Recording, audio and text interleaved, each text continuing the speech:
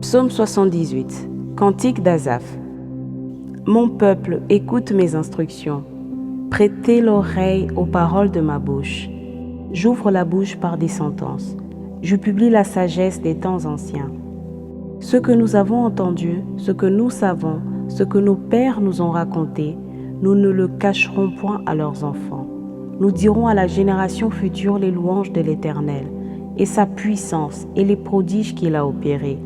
Il a établi un témoignage en Jacob, il a mis une loi en Israël, et il a ordonné à nos pères de l'enseigner à leurs enfants, pour qu'elle fût connue de la génération future, des enfants qui naîtraient, et que devenus grands, ils en parlassent à leurs enfants, afin qu'ils missent en Dieu leur confiance, qu'ils n'oubliassent pas les œuvres de Dieu, et qu'ils observassent ses commandements, afin qu'ils ne fussent pas comme leurs pères, une race indocile et rebelle, une race dont le cœur n'était pas ferme et dont l'esprit n'était pas fidèle à Dieu.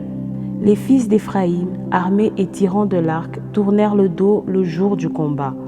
Ils ne gardèrent point l'alliance de Dieu, et ils refusèrent de marcher selon sa loi. Ils mirent en oubli ses œuvres, ses merveilles qu'il leur avait fait voir. Devant leur père, il avait fait des prodiges, au pays d'Égypte, dans les campagnes de Tsoan. Il fendit la mer et leur ouvrit un passage. Il fit dresser les eaux comme une muraille. Il les conduisit le jour par la nuée, et toute la nuit par un feu éclatant. Il fendit des rochers dans le désert, et il donna à boire comme des flots abondants. Du rocher, il fit jaillir des sources, et couler des eaux comme des fleuves. Mais ils continuèrent à pécher contre lui, à se révolter contre le Très-Haut dans le désert. Ils tentèrent Dieu dans leur cœur, en demandant de la nourriture selon leurs désirs. Ils parlèrent contre Dieu. Ils dirent, « Dieu pourrait-il dresser une table dans le désert ?» Voici, il a frappé le rocher, et des eaux ont coulé, et des torrents se sont répandus. Pourrait-il aussi donner du pain ou fournir de la viande à son peuple ? L'Éternel entendit, et il fut irrité.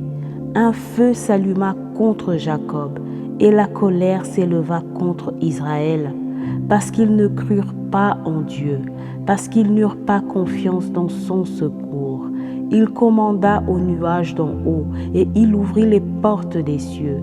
Il fit pleuvoir sur eux la manne pour nourriture. Il leur donna le blé du ciel. Ils mangèrent tous les pains des grands. Il leur envoya de la nourriture à satiété. Il fit souffler dans les cieux le vent d'Orient, et il amena par sa puissance le vent du midi. Il fit pleuvoir sur eux la viande comme de la poussière, et comme le sable des mers les oiseaux ailés. Il les fit tomber au milieu de leur camp, tout autour de leur demeure. Ils mangèrent et se rassasièrent abondamment. Dieu leur donna ce qu'ils avaient désiré. Ils n'avaient pas satisfait leur désir. Ils avaient encore leur nourriture dans la bouche lorsque la colère de Dieu s'éleva contre eux. Il frappa de mort les plus vigoureux. Il abattit les jeunes hommes d'Israël. Malgré tout cela, ils continuèrent à pécher et ne crurent point à ses prodiges. Il consuma leurs jours par la vanité et leurs années par une faim soudaine.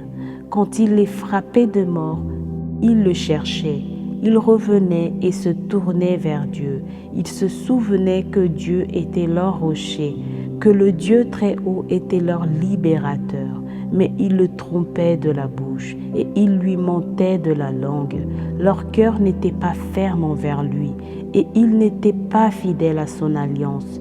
Toutefois, dans sa miséricorde, il pardonne l'iniquité et ne détruit pas. Il retient souvent sa colère et ne se livre pas à toute sa fureur. Il se souvint qu'il n'était que chair, un souffle qui s'en va et ne revient pas.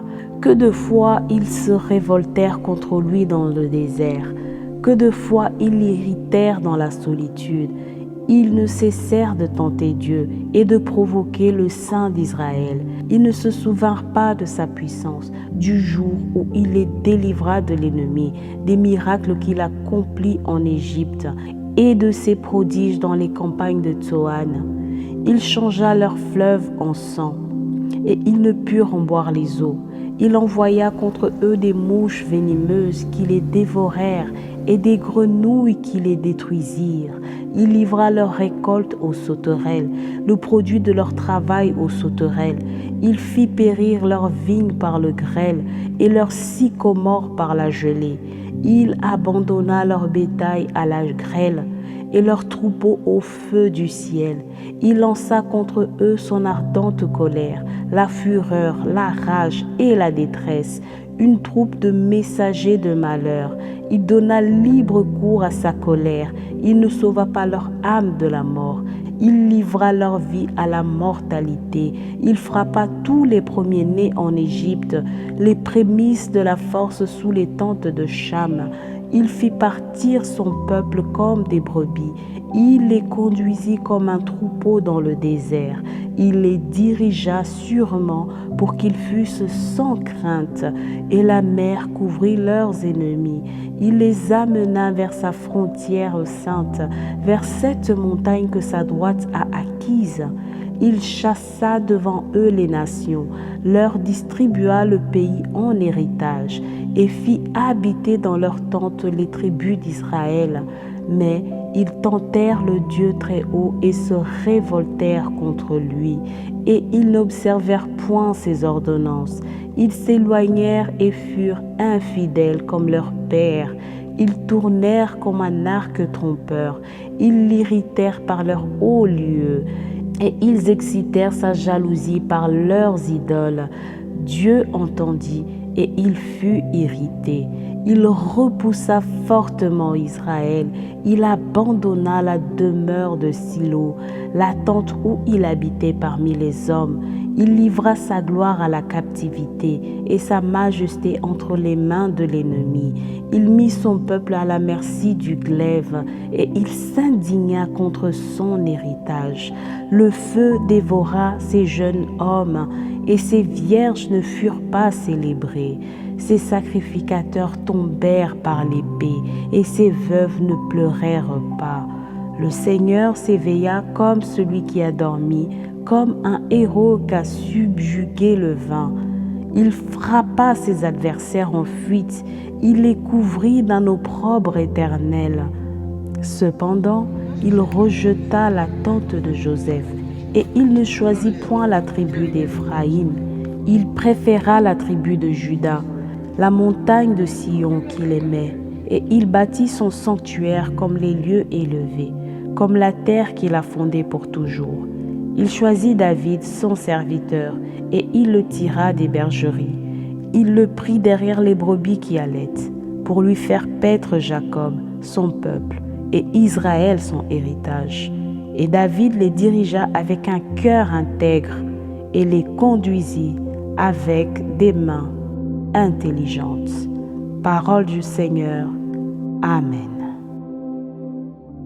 Vraiment, si vous avez été béni, si vous avez aimé cette vidéo, n'hésitez pas à partager vraiment pour la gloire de notre Seigneur afin que d'autres personnes puissent également bénéficier de cette grâce et que toute la gloire revienne à notre Seigneur et Sauveur Jésus-Christ. Je vous dis à très bientôt pour une prochaine vidéo. Soyez connectés. Que Dieu vous bénisse.